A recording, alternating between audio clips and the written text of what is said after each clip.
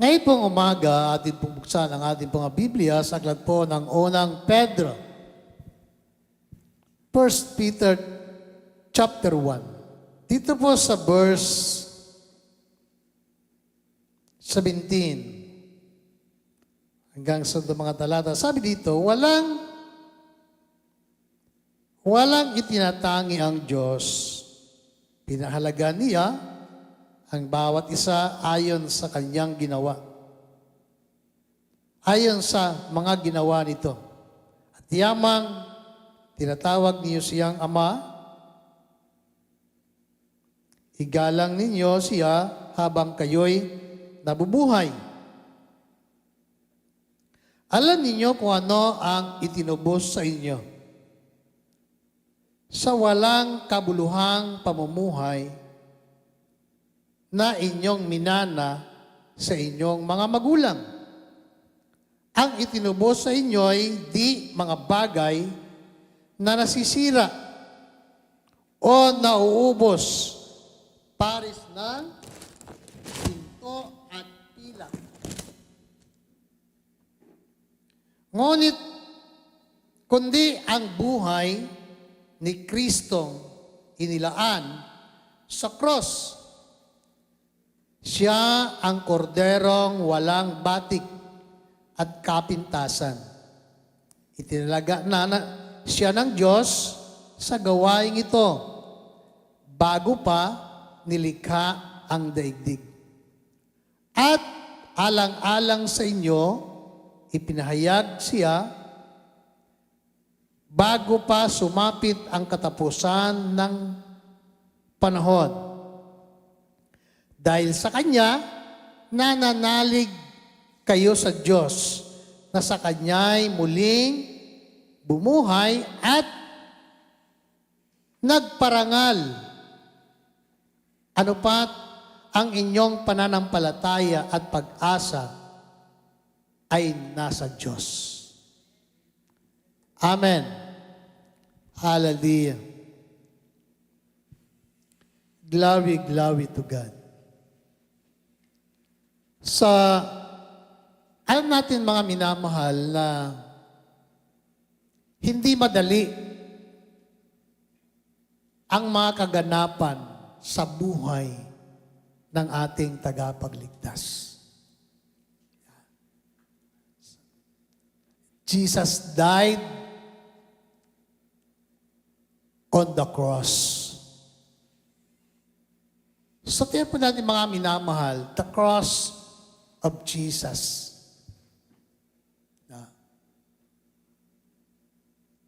Kita po natin mga minamahal, napanood natin yung pelikulang The Passion of the Christ.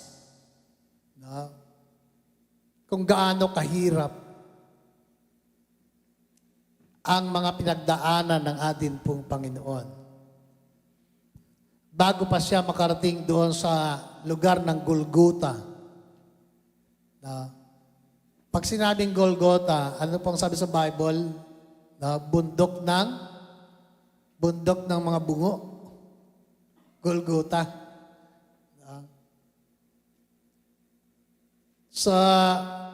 Marahil sa Calvary, yung Kalbaryo, bundok ng Kalbaryo, Golgotha.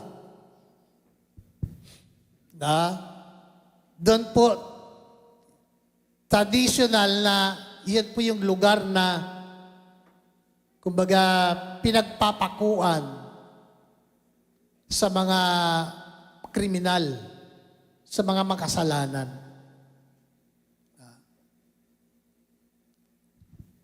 Ang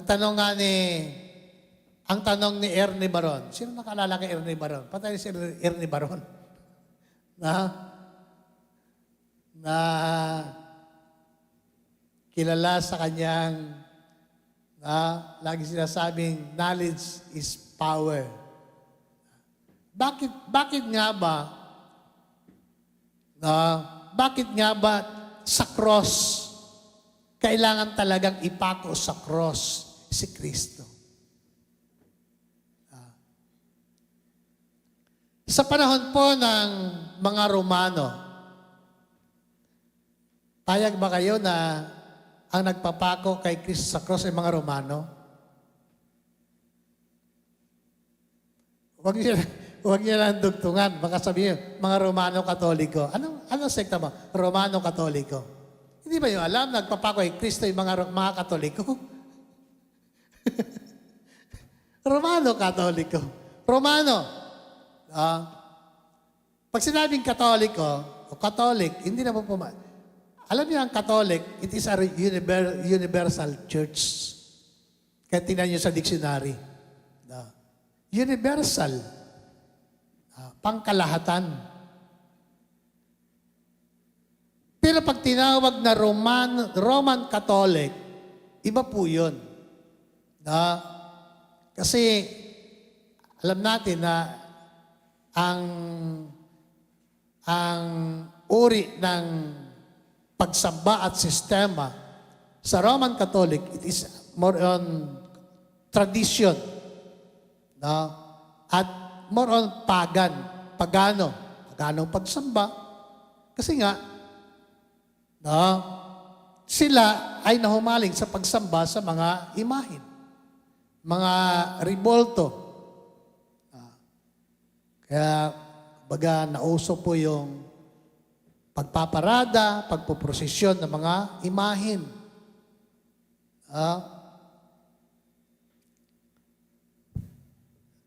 Sabi nga sa inyo, sa amin, pero ngayon hindi na masyado eh.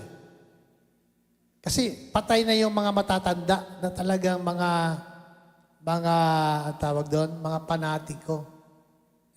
Alam niyo yung mga matatanda na dito sa Rizal, matindi po ang turo ng talagang sinusunod ng mga Katoliko, ng mga Kastila. Tayo ng mga Pilipino, naturuan tayo ng mga Kastila ng pagsambang pagano. Ano po? Sa amin, pagka Lunes Santo, alam niyo, pagka nag-umpisa na yung Santo-Santo, Lunes Santo, Martes Santo, Miyerkules Santo, pagdating ng Huwebes Santo, parang banal na ang mga tao. Nandiyan pa kayo? Ang mga tao, parang mga banal na.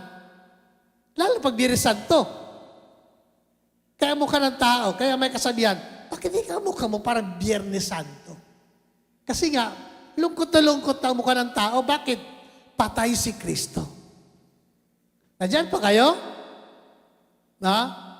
Kaya may prosesyon. Biyernes Santo, Huwebes Santo may prosesyon. Papasa na ang mga tao ng imahen, ipoprosesyon yun. May mga istasyon. May mga nakatuka na mga pamilya. Ito, unang istasyon.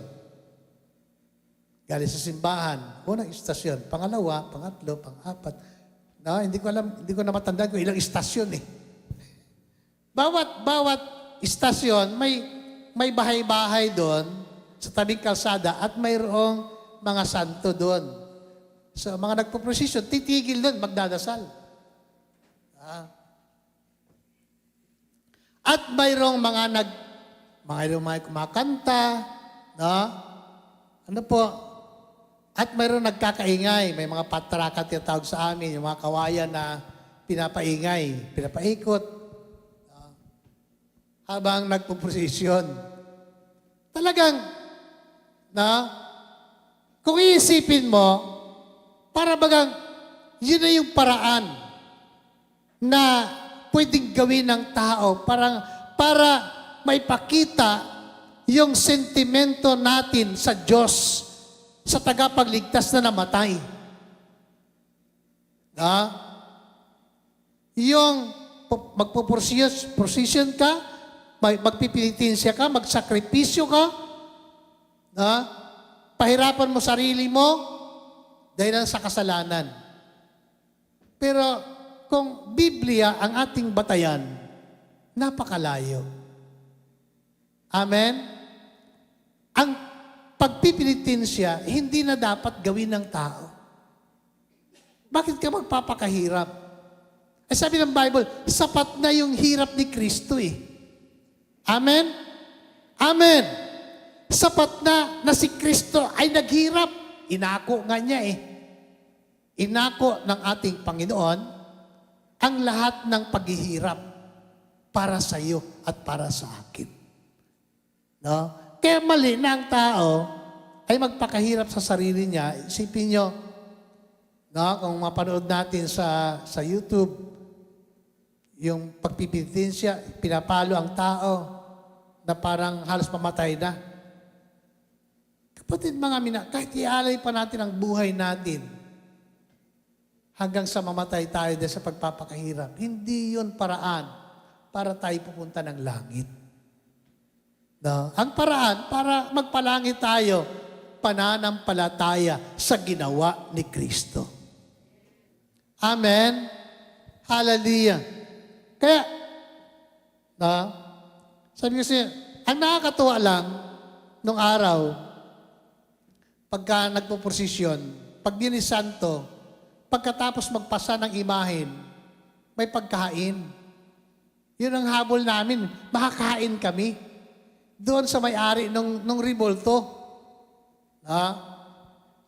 Alam yung pagkain, nilugaw, yung lugaw na malagkit na may halong gabi.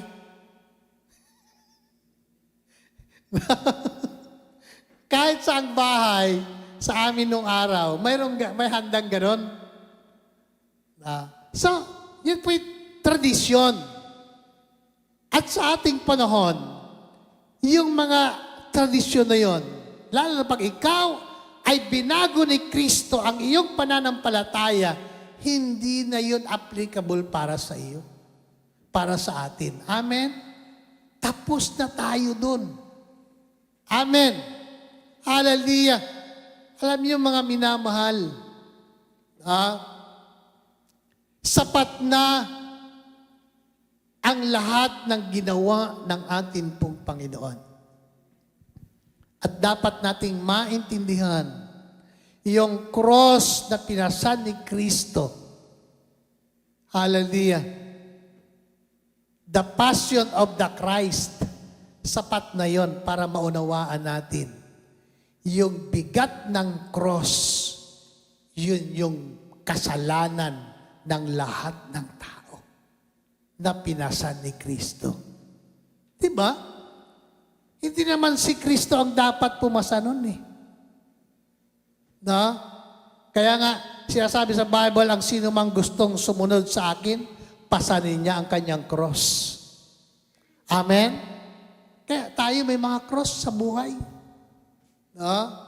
Ano yung cross natin na pinapasan? Pinapasan mo yung asawa, pinapasan mo yung anak, pinapasan mo yung iyong problema, yung pangailangan mo, yung kahirapan mo.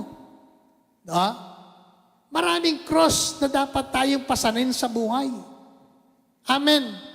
Yung karamdaman ng tao, karamdaman natin, pinapasan natin araw-araw. Kaya nga, ang sino mang nais sumunod kay Kristo, pasanin niya ang kanyang cross. Hallelujah.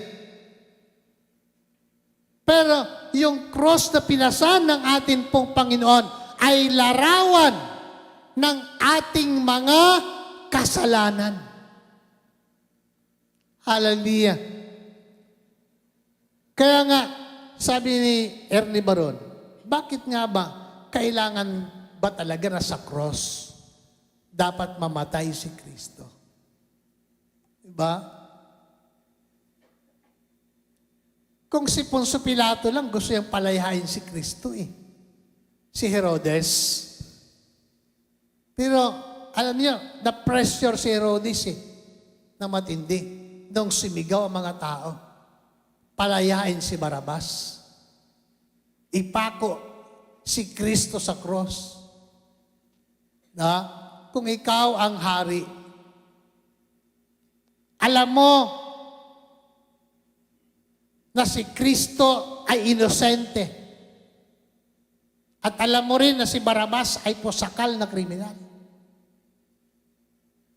Pero sino ang sino ang pinili ni Herodes? Diba pinili si Kristo na ipako sa cross sa halip na si Barabas. Hallelujah. Hindi natin masisisi si Herodes o si Ponce Pilato man. No? Bakit? No? Hinayaan ng Diyos na gamitin si Herodes at si Pilato na napiliin si Kristo. Bakit? Yun ang nararapat. Amen? Yun ang nararapat. Para ano? Para tubusin ang lahat ng tao sa kasalanan. Palapakan po natin ang ating pong Panginoon. Hallelujah. Kaya nga, tiyan po natin mga minamahal ang sinasabi ng Biblia. Una, sabi ng Bible, sa verse 17, walang itinatangi ang Diyos. Sa kamatayan ba ni Kristo, namatay ba siya para lang sa mga matuwid? Sa mga banal? Di ba hindi? Sabi ng Bible na parito ang Panginoon, hindi para lang sa mga matuwid. Naparito si Kristo para sa mga makasalanan. At siyempre tayo, kabilang tayo doon. Amen? Amen. Bakit? Lahat tayo nagkasala eh. Diba? Lahat tayo nagkasala. Hallelujah. At kabilang tayo sa mga taong tinubos ng ating Panginoon. Amen. Hallelujah. Yung kasalanan natin, binayaran ng ating Panginoon. Hallelujah. Kaya sabi ng Bible, walang itinatangi ang Diyos. Hindi siya nagtangi ng tao. No? Hindi siya namili kung sino lang ang kanyang ililigtas. Hallelujah. Kaya nga, hindi nagkulang ang ating pong Panginoon. Ang kamatayan ni Kristo'y para sa lahat. Hallelujah. Ano po ang kailangan ng tao para maligtas? Manampalataya lang. Maniwala lang, manalig lang. Siyempre pag nanampalataya ka o nanalig sa Panginoon, kakibat nun ay ang pagbabago natin ng ating buhay at kaisipan. Diba? Sinong nagdidesisyon? Di ba tao? Gusto mo magbago? Kailangan seryosuhin mo ang sarili mo. Amen. Turuan mo sarili mo na magbago. Supilin mo ang sarili mo. Ang lahat ng kahinaan na mayroon tayo, dapat supilin natin. Bakit? Gusto nating magbago. Gusto nating sumunod sa Panginoon. Hallelujah. Kaya nga mga minamahal, no? Maliwanag sa Biblia na ang ating Diyos ay Diyos na kailanman hindi nagtangi ng tao. Hallelujah. Glory to God. Sabi diyan, ano po?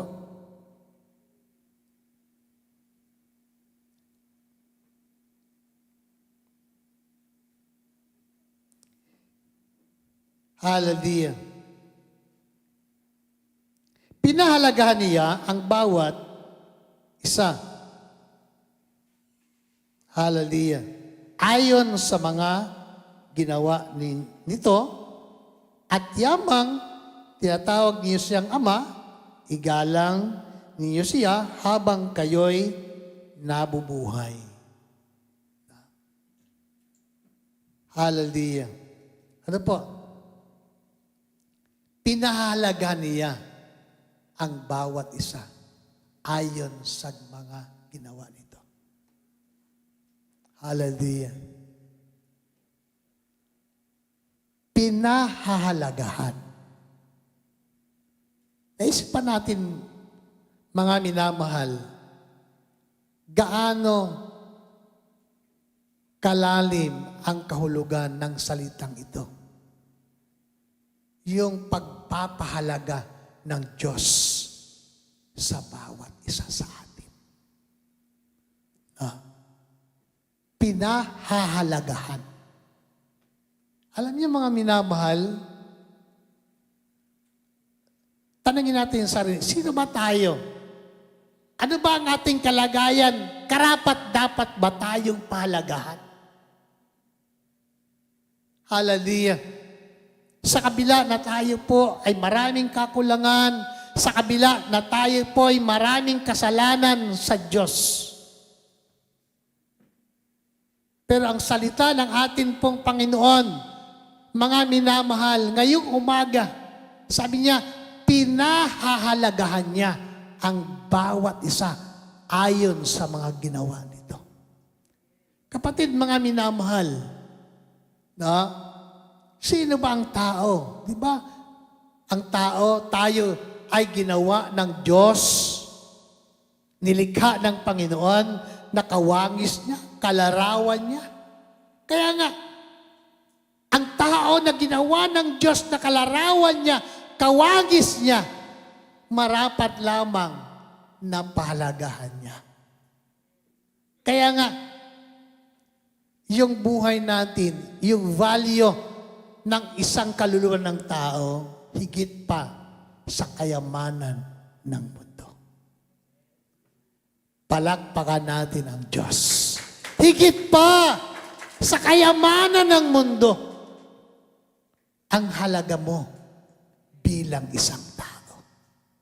Kaya nga, di ba, sabi nga ng Bible sa aklat ng mga awit, yung isang Kristiyanong mamatay, nalulungkot ang Diyos. Nandiyan pa kayo. Yung tao na may pananampalataya na mawala ang buhay, ang Diyos ay nalulungkot. Hallelujah. Bakit? Mahalaga ang isang buhay sa Diyos. Amen.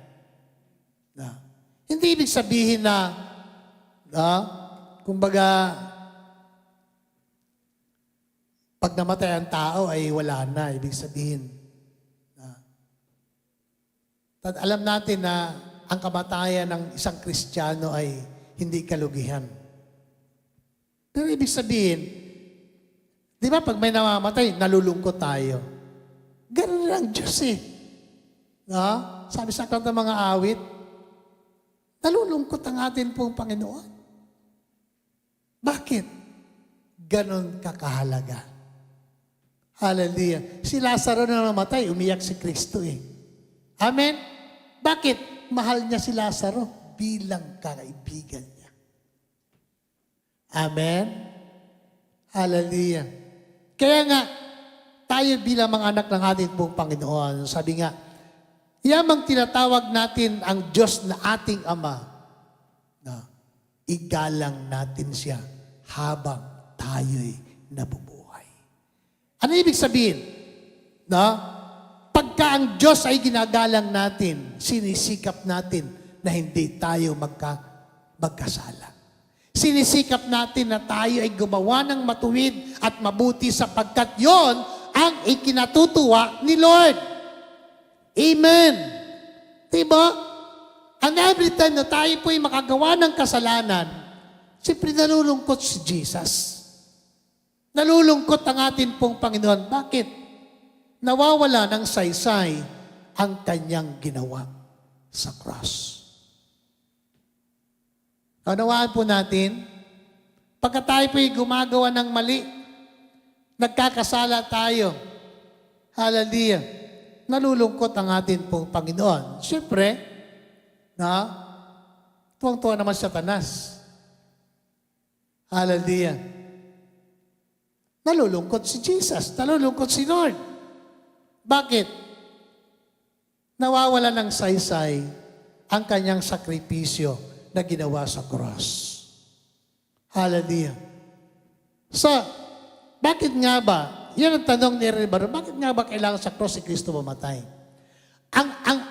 Ang parusa sa cross, ito na yung pinaka-ultimatum nahatol sa isang kriminal. Sa isang taong makasalanan. Isipin nyo, yung kamatayan ni Kristo ay hatol na napakabigat na kasalanan na nagawa ng isang tao sa imperyo ng Roma. Nandyan pa kayo? Kaya nga, di ba sa atin,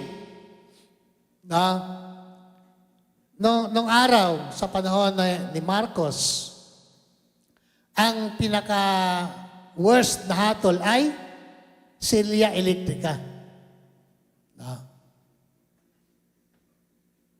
Mas mabuti pa nga daw yung silya elektrika eh. Di ba? Pagtaas ng switch, kunting ngisay ka lang eh. Di ba? Kunting ngisay lang tao, patay na eh.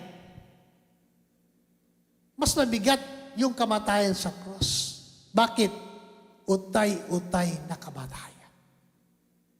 Ibang hirap nun? So, si Kristo naglakad pa sa ng cross papunta doon sa bundok ng Golgota. Di ba? Takit ng bundok. Hirap na hirap siya. Pagdating doon sa cross, sa Kalbaryo, sa Golgota, ipinako si Kristo. Anong oras? 9:00. Hallelujah. Ng umaga. Ano po? Sabi, nandun na siya. Ipinako siya sa cross. Dumating ang 9:00, 10:00, 11:00, 12:00. Isipin yun, nandun si Kristo nakapako. Nakalipa sa cross. Hallelujah. At nagsimula na si Kristo ay nagwika. Nagsalita ng 7 wika doon sa cross. Hallelujah. Habang ang mga sundalong Romano ay nandoon, nagkakasiyahan sila, natutuwa, nagsiselebrate sila dahil nandoon na si Kristo nakapako sa cross. Hallelujah. Ano ang sigaw ng ating Panginoon? Una, Father, forgive them, for they did not know. Hindi nila alam kung ano ang kanilang ginagawa. Pagpapatawad. Ang sigaw ng ating Panginoon. Hiningi pa niya ng tawad. Kung ano ang ginawa sa kanya ng mga tao. Ang kanyang panalangin sa kanyang amang nasa langit. Patawarin mo sila. Sapagkat di nila alam ang kanilang ginagawa. Kaya nga, kung alam lang mga minamahal ng mga tao, siguro kung alam lang ng mga Hudyo, tawag na ng matatanda noon, pag Semana Santa, Hudiyo. Parang pinasama ng husto eh. Ay, mga Hudiyo yan. Kaya ang isip ng tao, ang isip ng mga tao, lalo ng mga reliyosong tao, pag sinabing Hudiyo, masama. Nandyan pa kayo? Kasi sila nagpapatay kay Kristo eh, Hudiyo eh. Ay, Hudiyo yan. Ay, mayroon sa amin ang ipilido ay Rodio. Binubuli ng iba, ay, Mahudiyo yan. Rodio eh. Lahi ng Hudiyo, ay malayo naman, Hudiyo. Yan pala, Hudiyo, Hudyo, Jewish. Hindi. Sila yung mga taong itinangi ng Diyos, pinili ng Diyos, piniling bayan ng ating Panginoon. Nandiyan pa kayo? Yan nga lang, hindi nila in-acknowledge si Jesus na Misaya at tagapagligtas. Hallelujah. Kaya nga, sabi ni Lord, Ama, patawarin mo sila sapagkat di nila alam kung ano ang kanilang ginagawa. Hallelujah. Isipin natin mga minamahal. Kaya, ito po mga kapatid. Sabi sa verse 18, alam ninyo kung ano ang itinubos sa inyo. Sa inyo, sa walang kabuluhang pamumuhay na inyong minana sa inyong mga magulang. Alam ba ninyo? Alam ninyo kung ano ang itinubos sa inyo sa walang kabuluhang pamumuhay na inyong minana sa inyong mga magulang. Tayo, bilang mga Pilipino, ano ba yung mga minana natin? Paano ba namuhay ang ating mga ninuno? Siyempre, ang ating mga ninuno, sila yung mga taong dinatnan ng mga Kastila sa Pilipinas. At tinuruan ang ating mga magulang ng ganitong uri ng pagsamba. At siyempre, minana din naman natin. Ipinamana ng ating mga magulang. Hallelujah. Minana din natin. Minana ng maraming Pilipino. Hallelujah. Kung ano-anong mga turo galing sa Espanya, dinala sa Pilipinas. Kaya ang Pilipinas ay tinawag the only Christian in the Orient. Tinawag na tayong Kristiyano.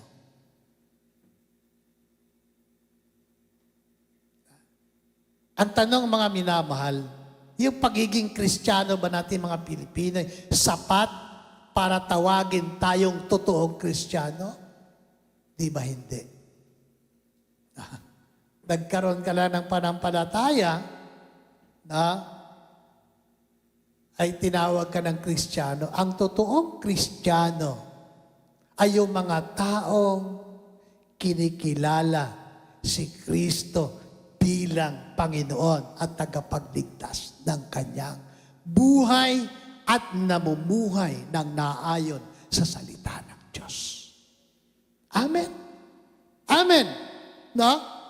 Hindi yung, ako ay membro ng sektang ito, ay Kristiyano na ako. Hindi po. Ang pagiging Kristiyano hindi sa pagiging membro ng isang relihiyon. Ang pagiging Kristiyano ay nakadepende kung sino at ano ang paniniwala mo kay Kristo. Amen.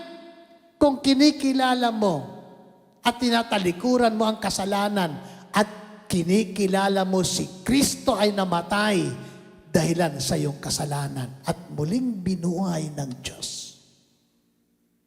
Totoo kang Kristiyano. Amen. Ang totoong Kristiyano, ang pananampalataya niya ay nakabatay kay Kristo. Amen po ba? Hallelujah. Kaya, pakita po natin mga minamahal, ang tanong ni Pablo, alam ba ninyo kung ano ang pinangtubos sa inyo sa walang kabuluhang pamumuhay na minana ninyo sa inyong mga magulang? Hallelujah. Kasama mga minamahal sa binayaran ni Kristo. Kasi nga, tayo po ay tinuruan na lalo pang magkasala sa Diyos. Bakit sinabi ko lalo pang magkasala? Kasalanan ang pagsamba sa mga imahen. Sabi ng Bible, di ba?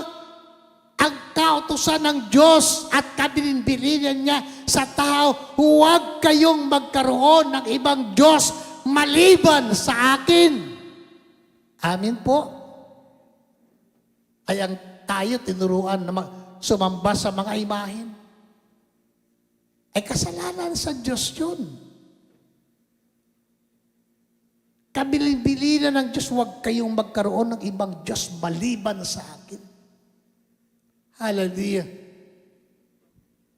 Kapatid, mga minamahal, kaya nga, kasama sa binayaran sa pagtubos ni Kristo sa atin ay yung ating kasalanan na minana sa ating mga ninuno, sa ating mga magulang.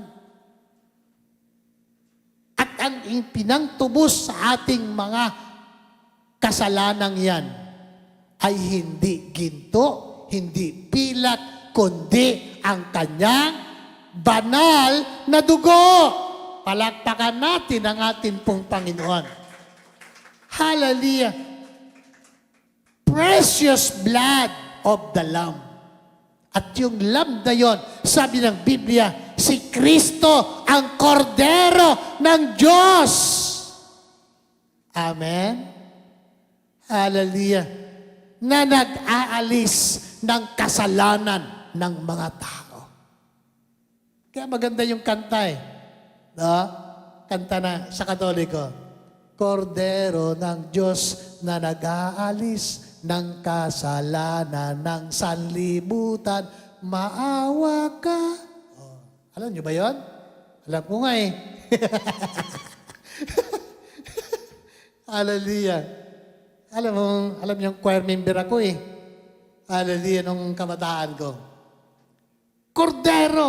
Ngayon ko lang naunawaan ang mga bagay ito. Bakit? Sabi ng Bible eh. Ay, nung araw, hindi naman ako nagbabasa ng Biblia. Diba?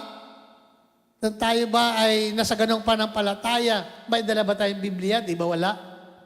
Ha? Kahit nung araw may Biblia, ang tao hindi niya dala. Bakit? Nahihiya. Kasi sasabihin ng iyong kapitbahay, kakilala, kaibigan, ay banal yan, may Biblia eh. No?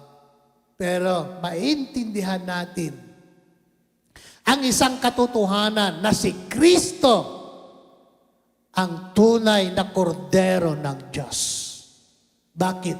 Siya yung kordero na walang batik at kapansanan. Sabi ng Bible. Tingnan mo natin. Ha? Hallelujah. Alam ba ninyo kung ano ang pinantubos sa inyo? Hallelujah. Sa walang kabuluhang pamumuhay na inyong minana sa inyong mga magulang. Ang tinubos sa inyo ay ang mga bagay na di nasisira o nauubos paris ng ginto o pilat. Na.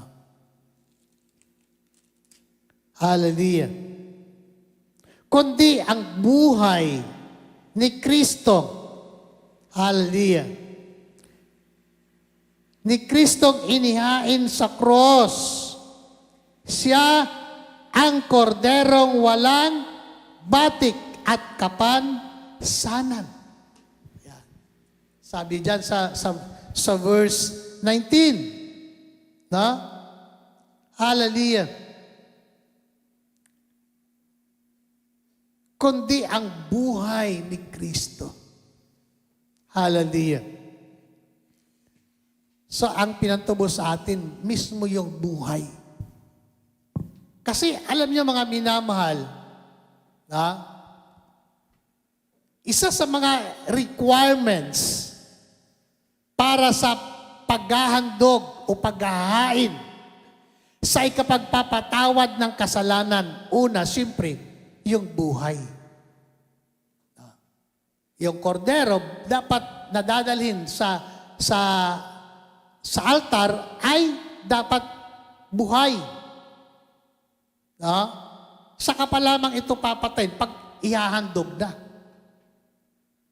Nandyan pa kayo? Hallelujah. So ang atin pong Panginoon, yung ibinigay niya ay yung buhay niya. Yun ang ipinisenta bilang isang sakripisyo para sa kasalanan ng tao. Buhay ni Kristo. Hallelujah. Ano po? Kaya nga, ano ang kabayaran ng ating kasalanan? buhay ni Kristo. Nandyan pa kayo. Tanda po natin mga minamahal. Kaya nga, kung isipin natin, kung gaano kabigat ang kasalanan na pinasa ng ating Panginoon. Ang kapalit ng kasalanan ay kanyang buhay. Hallelujah. Ibig sabihin mga minamahal, habang ang ating Panginoon ay umaakyat doon sa bundok ng Kalbaryo, alam na niya na pagdating doon, naghihintay ang kamatayan sa kanya. Kaya nga, sabi ni Ernie Baron, buti pa nga daw sila elektrika eh. Pag-switch ng breaker eh, ang tao mangingisay lang eh. Patay. Diba? May lethal injection pa. Sino yun? Si Itzigaray ba gayon? Lethal injection. Pag-inject sa kanya. Nung lason sa katawan, patay. Pero ang kamatayan ng ating Panginoon sa cross, hindi madali. Diba? Yung pagpako pa lang sa kanya eh. No? Pagpako ng kamay at paa. Ang sakit nun. Hallelujah. Kung ikaw ay isang tao na normal na tao, sige nga, matiis mo na magpapako sa cross. Kung mayroon man doon sa Pampanga, mga tao nagpapako, hindi ko alam kung anong isip mayroon sila. Pero tayo, isipin natin. Yung isipin mo pa lang eh, yung magpapako, hindi pa dumidikit yung pako sa kamay natin. Kung sa isip pa lang, masakit na eh.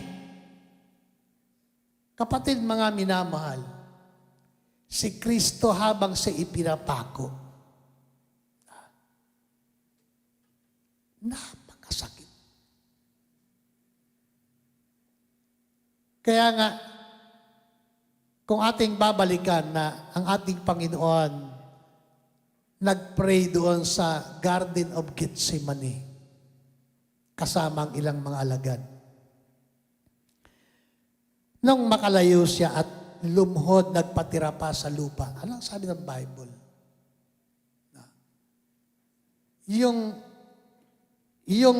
Yung kanyang agony, no?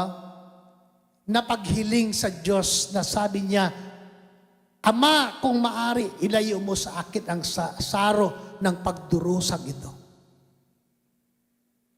Sabi ng Bible, yung pawis na lumabas sa kanyang ulo, pagpatak sa lupa'y animoy dugo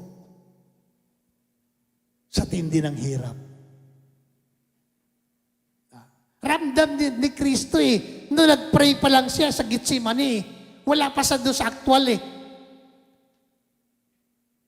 So nung nandun na sa cross, nung ipako na siya, kapatid mga minamahal, yung sakit, yung hirap, sipin nyo, diba?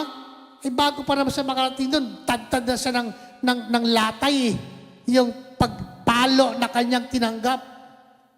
No? Sa mga Romanong sundalo, kapatid mga minamahal na nagpahirap sa kanya. Yung emosyon niya, mga minamahal. Yung panunuya, yung insulto. No? Hindi lang yun, dinuraan pa siya ng tao. Na ang tingin talaga sa kanya ng tao, isang kriminal. Ang kasalanan ni Kristo, yung angkinin niya sa harap ng mga tao, siya ay hari ng mga Hudyo. Hindi matanggap ng mga tao. Ipinako sa cross. Pero sa kabila at sa likod nun, hindi lang yun eh. Sa kabila ng lahat kung bakit si Kristo ay pinahirapan. Dahilan, ang layunin ng Diyos para ipadama ang kanyang pagmamahal sa tao. Amen? Diba? Ipadama ng ating Ama ang kanyang pagmamahal. Ibinigay niya si Kristo. Diba? Hinayaan niya si Kristo na may pako sa cross. Kaya nga ang ating Panginoon dumaing sa kanyang Ama. Ama, bakit mo ako pinabayaan? Andiyan pa kayo? Diba? Siyempre, pakiramdam niya ng ating Panginoon para siyang pinabayaan ng kanyang Ama. Diba? Ang ating mga anak. Diba? Tayong mga magulang, ayaw na ayaw natin makita ng ating mga anak na hirapan. Na? Ayaw na ayaw natin ang ating anak, huwag mong gawin yan, mabigat yan. Yan pala mali. Dapat pala ang ating mga anak habang bata pa, pahirapan natin. Nandiyan pa kayo? Para ano? Para matuto sila sa buhay. Nandiyan pa kayo? Mga anak. Kaya nga, pagka ang ating mga anak hindi nahirapan habang bata pa, pagtanda nila, ikaw din mahirapan. Bakit? Ultimo, paghugas ng pinggan, ikaw rin. Bakit? Ay ayaw pahirapan ng anak eh. Kaya mga anak, mga kabataan ko kayo mag-asawa, hayaan yung inyong anak. Bata pa pahugasin yung plato. Diba? Tama ba, Libby? Brother Libby? Yan, matuto ka magwalis. Nagwawalis ka pa? Aba, very good May dada mo sa likod eh. Totoo mga minamahal. Ha? Totoo. Kaya nga, tingnan ang Diyos. Ang Diyos natin na nasa langit, si Yahweh. Masakit sa isang ama, makita niya ang anak niya nakapako sa cross. Kaya nga sabi ni Jesus, Ama! Ama! Bakit mo ako pinabayaan? Why have you forsaken me? Pakiramdam ni Jesus, nag-iisa lang siya doon sa cross. Walang pumapansin sa kanya. Diba? Hallelujah. Pero lahat ng yon tiniis ng Diyos Ama. Bakit? Mahal niya ang tao na kanyang ginawa. Palagpakan natin si Lord. Amen! Hallelujah! Kapatid mga, sinong ama ang makakatiis sa kanyang anak? Hallelujah! Pero, alam natin sa loob-loob, sa puso ng ating amang nasa langit, hayaan mo anak, mangyari ang mga bagay na ito. Diba? Hinayaan ng Diyos. Hindi ibig sabihin, no, na totoo yung paniwala ng iba ay tao lang talaga. No? Si Kristo, hindi siya Diyos. Bakit? Kaya pinabayaan siya ng kanyang ama. Hindi po. No? Ang katotohanan, no? Si Kristo'y naipako at ang ating paniniwala si Kristo'y naging tao. Pero Diyos siya. Anak siya ng Diyos. Amen? Hallelujah. Hinayaan ng ating Panginoon mamatay si Kristo. Bakit? Ang namatay hindi yung pagka-Diyos niya. Ang namatay yung pagiging tao niya. Amen po ba? Hallelujah. Bakit? Yan ang paniniwala natin. Si Kristo nagkatawang tao. Diba? Hallelujah. Glory, glory to God. Kaya nga mga minamahal, ang pinagtubos sa atin ay hindi ginto, hindi pilak, sa walang kabuluhang pamumuhay na ating minana sa ating mga magulang. Hallelujah. Diba? Buhay ni Kristo. Hallelujah. At ang kanyang banal na dugo. Kaya nga, sabi ng Bible, kung walang pagbubuo ng dugo, walang kapatawaran ng ating mga kasalanan. Kaya nga, yung pagtusok sa tagiliran ng ating pong Panginoon, lumabas ang dugo. Mula sa katawan ng ating Panginoon, dumanak sa cross ng Kalbaryo. Kaya nga, ang pagbubuo ng dugo ni Kristo, ibig sabihin, ang kasalanan ng tao ay ganap na pinatawad na ng Diyos. Bakit? Dahilan sa dugo ng ating Panginoon. Amen po ba? Kaya nga, naniniwala tayo, pag ikaw ay anak ng Diyos, dapat ang nananalaytay sa dugo natin ay ang dugo ng ating Panginoon. Amen? Kaya isipin natin, pag ang isang tao, bagong kilala mo, at nalaman mong Kristiyano, ano pakiramdam? Pag pareho kayong Kristiyano, di ba masaya? Amen? Ay, Kristiyano ka. Ako Kristiyano. Bunagin ka. Ay, bunagin din ako. Bakit? Isa ang dugo ninyo. Dugo ni Kristo na nabubuo, dumanak sa cross ng Kalbaryo. Kaya nga, pag pumunta ka ng isang lugar, wala kang kakilala, hanapin mo simbahan. Hanapin mo kapwa mo Kristiyano, magkakasundo kayo. Bakit? Iisa ang Diyos ninyo, si Kristo. Kapatid, mga minamahal, yan ang buhay natin eh. Hallelujah. Kaya nga, ang Biblia ay hayag at maliwanag ang mensahe ng Diyos. Sabi niya, kundi ang buhay ni Kristong inihain sa cross. Siya ang korderong walang batik at kapintasan. Hallelujah. Itinalaga na siya ng Diyos sa gawaing ito bago pa nilikha ang daigdig at dumating sa inyo. Ipinahayag ipinahayag siya bago sumapit ang katapusan ng mga panahon.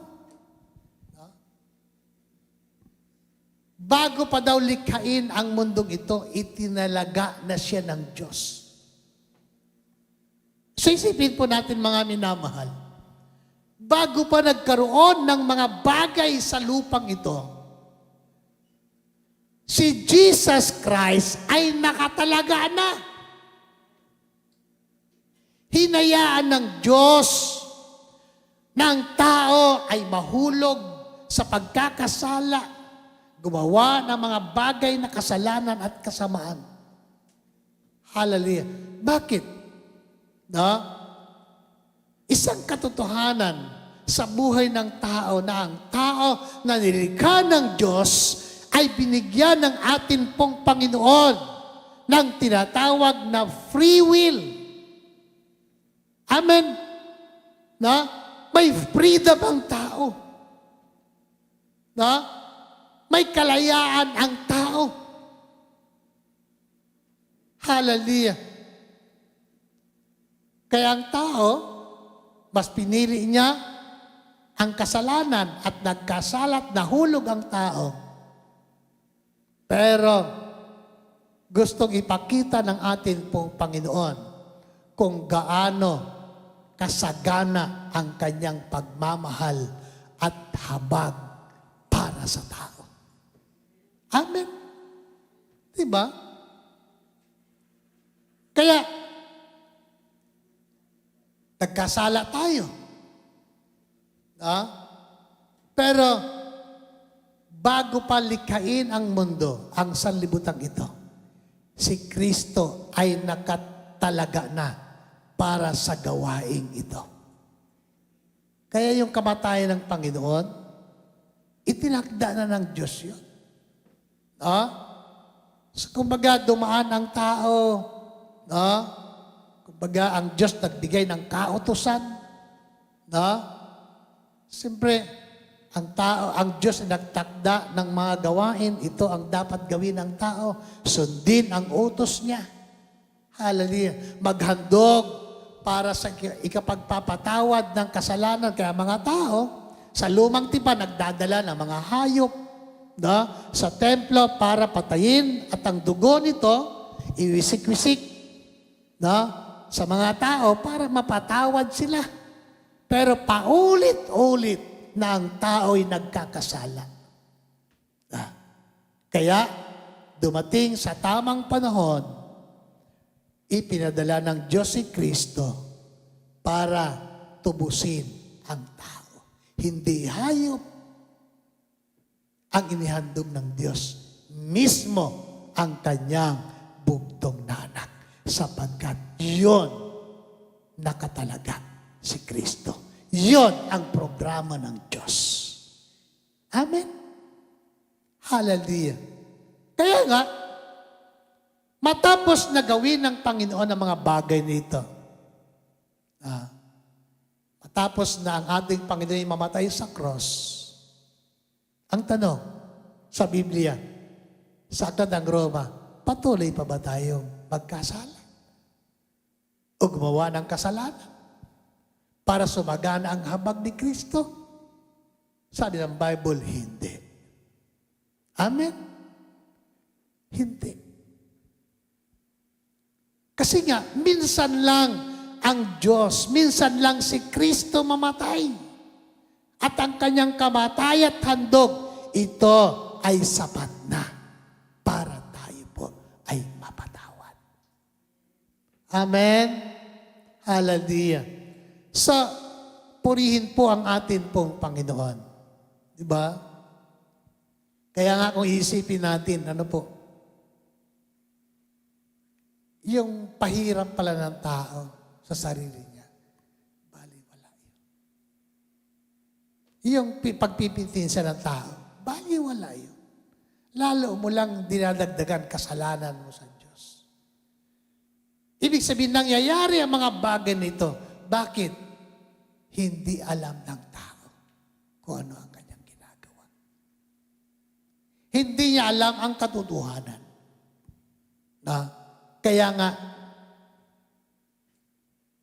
nagagawa ng mga tao pahirapan ang sarili sapagkat kulang sila sa kaalaman, sa salita ng Diyos.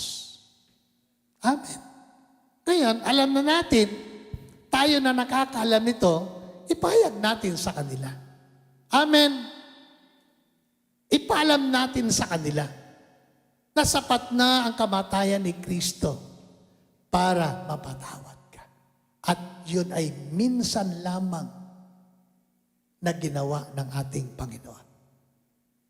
Hindi na yun mauulit. Ang muling pagbabalik ng Panginoon, hindi para iligtas tayo. Para ganapin ang ating kaligtasan. Amen. Paparito ang ating Panginoon, hindi para tayo iligtas, kundi para tayo ay isama kung saan siya naroon. Amen. Darating si Kristo bilang hukom, hindi bilang tagapagligtas. Hallelujah. Sapagkat tayong lahat ay haharap sa hukuman ng ating Panginoon. Sa Romans chapter 3 verse 25, dito po tayo magtatapos.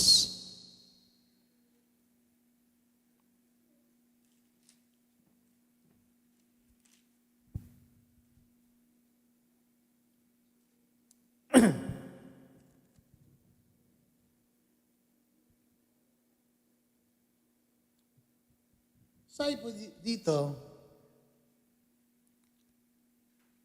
siya ang itinakda ng Diyos na maging handog upang sa pagbubuo pagbubuo ng kanyang dugo ay maipatawad ang kasalanan ng tao. Sa pamamagitan ng pananalig sa Kanya, ginawa ito ng Diyos upang ipakilalang siya'y Amen? Hallelujah. Sapagkat noong una, nagtimpi siya at ipinagpaumanhin ang mga kasalanang nagawa ng mga tao. Hallelujah. At sa ngayon, pinawalang sala niya ang mga nananalig kay Jesus upang patunayang siya'y matuwid. Hallelujah. Upang patunayang siya'y matuwid. Kaya, sa makita po natin mga minamahal, ang katotohanan sa Biblia, na ang lahat ng mga bagay na nangyari sa Panginoon, ito ay kalooban at plano ng atin pong Panginoon. Amen? Hallelujah. Kaya nga, tandaan po natin mga minamahal, at ating pahalagahan ng lubos ang kamatayan ni Kristo. Hallelujah. Kamatayan ng atin pong Panginoon. Sana ay hindi mawala ng kabuluhan sa buhay ng mga taong nagtitiwala sa Kanya. Hallelujah. Kaya nga, ang mahalaga, manalig tayo. Kung ano ang ginawa ng ating Panginoon, paniwalaan natin sa buhay natin na siya ay namatay para sa iyo at para sa akin. Hallelujah. Purihin po ang ating pong Panginoon ngayon pong umaga. Tayo po ay saglit na yumuko. Tayo po ay mananalangin. Hallelujah. Dakila at mapagpala naming Diyos. Salamat sa lahat ng sakripisyo na iyong ginawa para sa amin. Ikaw ay namatay, naghandog ng iyong buhay. Hallelujah. Upang kami ay tubusin at bayaran ang lahat ng aming mga kasalanan. Salamat, Panginoon. Ikaw ay namatay at muling nabuhay sa ikatlong araw. Totoo nga na ikaw ay Diyos na nagkatawang tao sa lupa. Hallelujah.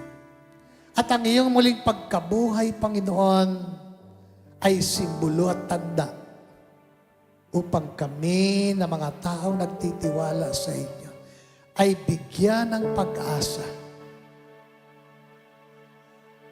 Dumating man ang panahon ng kamatayan, sa bawat isa po sa amin, umaasa kami na sa iyong muling pagbabalik, ibabangon mo mula sa kamatayan ang mga taong nagtitiwala sa inyo. Hallelujah. Kaya nga po, Panginoon, ngayong umaga, dalangin namin, O God, ang salita mo ay manatili sa aming puso. At ito ay aming may pamuhay. Hallelujah. Sa araw-araw naming buhay. Lord, salamat sa kapatawaran. Salamat, Panginoon, sa kaligtasan na walang bayad sapagkat binayaran mo na doon sa cross. Kaya nga po, Panginoon, sa araw-araw ng aming buhay, patuloy, Panginoon, na lalo pang maging maalab sa aming puso at kaisipan na kami ay patuloy na maglingkod sa inyo at mamuhay sa isang bagong pamumuhay bilang iyong mga anak na tinubos doon sa cross. Mahigit 2,000 taon na ang lumipas. Salamat dakilang Diyos sa masaganang biyaya at habag sa buhay namin. Pagpalain mo ang bawat isa habang nabubuhay. Sa pangalan ni Jesus. Amen and Amen. Praise the Lord. Hallelujah. Purihin po ang ating pong Panginoon at ngayong umaga dako tayo sa ating pagpartake sa communion. Tinatawagan ko, Sister Nick. Hallelujah. Praise God.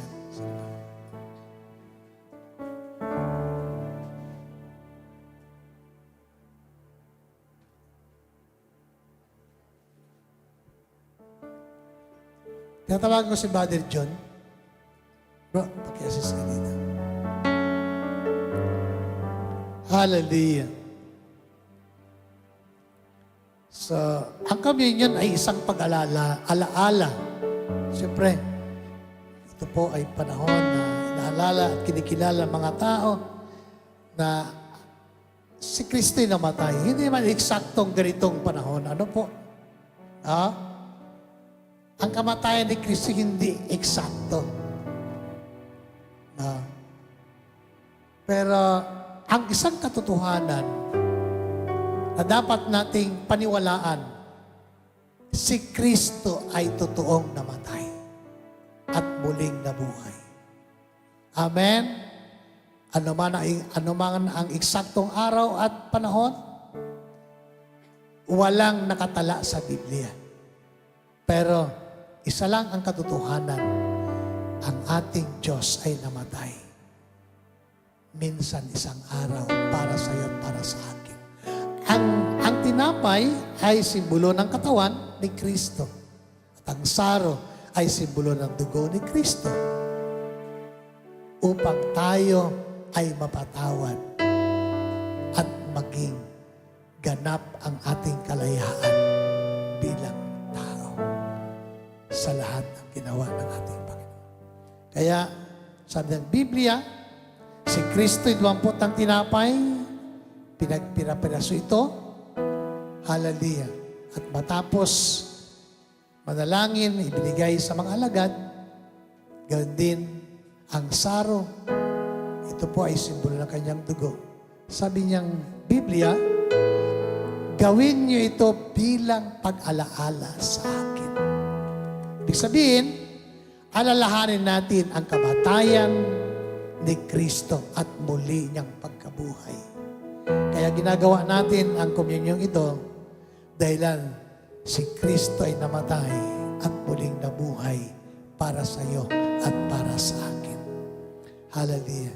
Ngayong umaga ang bawat isa, hallelujah, na tumanggap sa Panginoon ay malaya na kumuha ng tinapay at uminom ng saro ngayong umaga. Sige po. Hallelujah.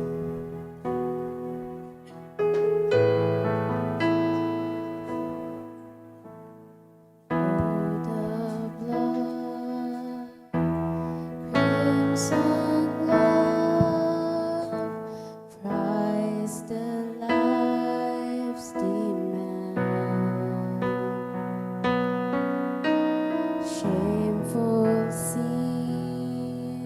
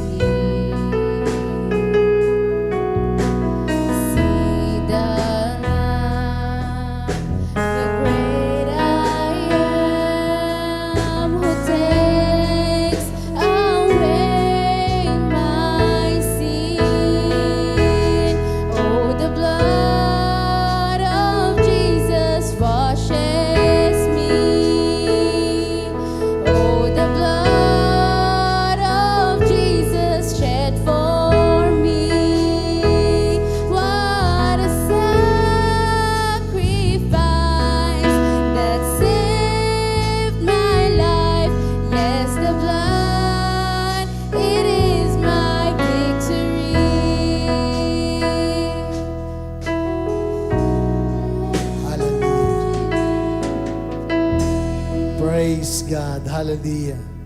Yes, Lord. Salamat, Panginoon. Narito po ang tinapay. Simbolo na yung katawan na bayubay sa cross ng Kalbaryo. Panginoon, salamat sa pagkakataon, kalayaan na kami ay makapag-participate at tumanggap ng tinapay na ito. Salamat po sa pagpapatawad, paglilinis sa lahat ng aming karumihan at kasalanan. At ngayong umaga, tinatanggap namin ang tinapay na ito na may buong pagpapasalamat sa pangalan na Jesus. Amen.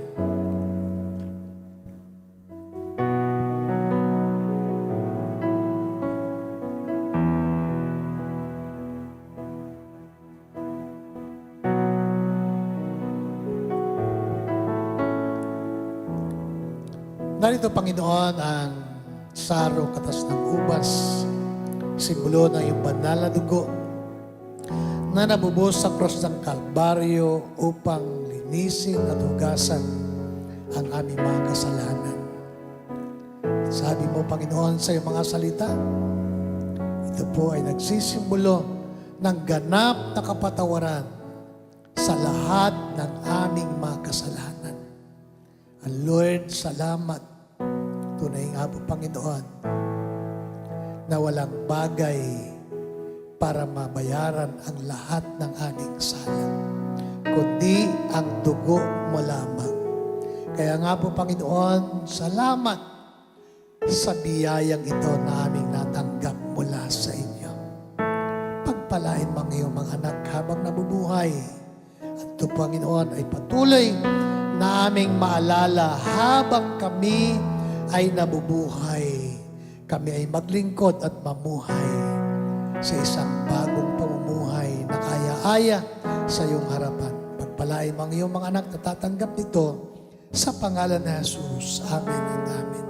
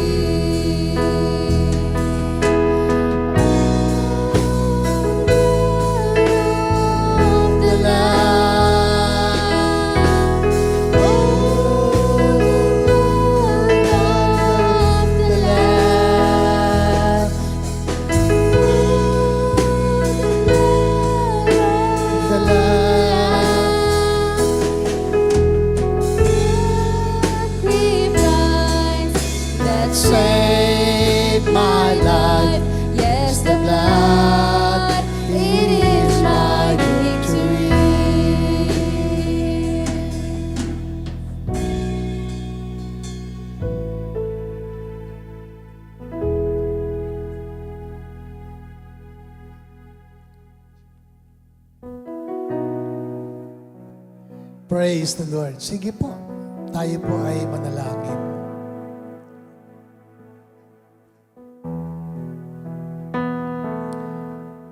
So, purihin po ang ating pong Panginoon. Tiyatawagan ko si Nanay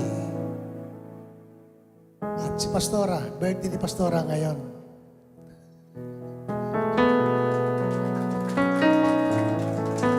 Sa si Nanay. Yan. Sabay ka kay Pastora pala, oh. Birthday ni Pastora ngayon.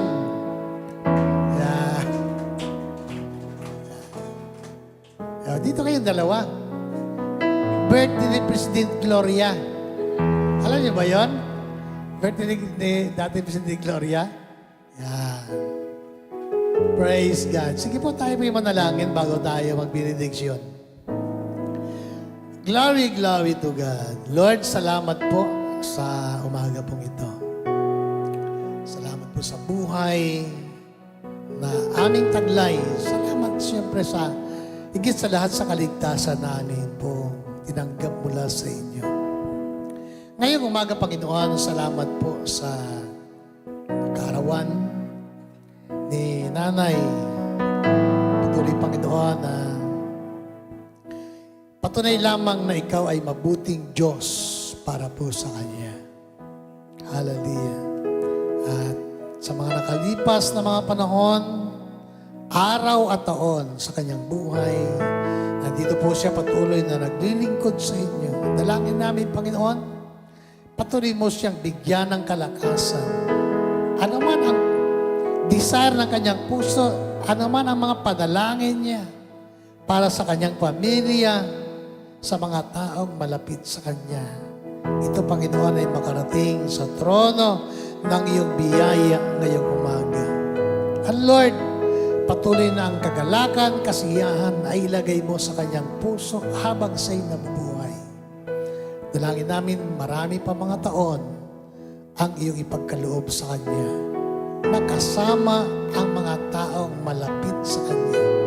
Salamat po, Panginoon. Biyayaan po siya ng lakas, malusog na pangatawan, at maraming taon para mabuhay na naglilingkod sa inyo.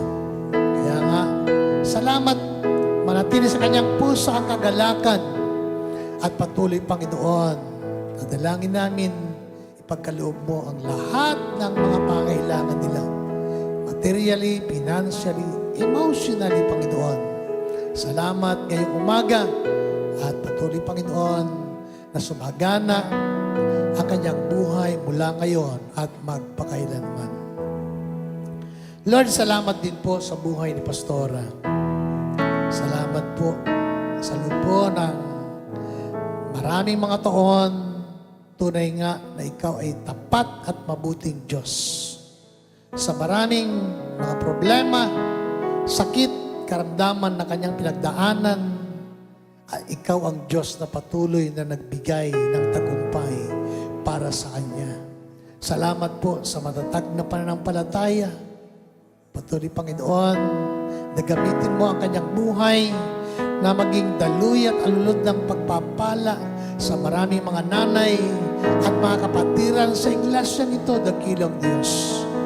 Salamat, dakilang Diyos, patuloy mo siyang pangunahan. Gabayan, bigyan ng karunungan at kaalaman. At salamat, Panginoon, dalangin namin patuloy na ang maraming mga taon pa ang patuloy ipagkaloob sa Kanya. Maraming maligayang araw na kasama namin siya. Kasama ang aming mga anak, kasama mga kapatiran sa iglesia ito. Dakilang Diyos, salamat sa buhay niya. Salamat sa iyong katapatan sa buhay ni Pastora, dakilang Diyos. Patuloy na pagpalain mo siya at patuloy, Panginoon, nagabayan, gamitin at maging pagpapala sa mga bata, kabataan at mga magulang sa iglesia ito. Salamat sa iyo po namin sa pinagkakatiwala, Panginoon. Maging sa ibang mga kapatiran na namin kasama, Lord, pagpalain mo ang kanilang mga buhay. Sa iyo ang kapurihan at ang karangalan sa pangalan ni Jesus. Amen. Hallelujah. Praise God. Happy birthday po. Glory to God. Lord, salamat po ngayon pong umaga sa amin po ang pagtatapos sa aming pong gawain. Ingatan mo ang bawat isa, pagpalain mo ang gawain ito. At salamat po, sama-sama kayo, Panginoon, ngayong umaga at patuloy na ikaw po, Diyos, ay pong maparangalan. Sa iyo ang tagumpay, sa iyo ang kapurihan at ang karangalan sa pangalan ng Ama, ng Anak at ng Banal na Espiritu. Amen and amen. Magandang tanghali po. God bless. Hallelujah. Sige po, pag-prepare po ng ating pong mga dala-dala. God bless.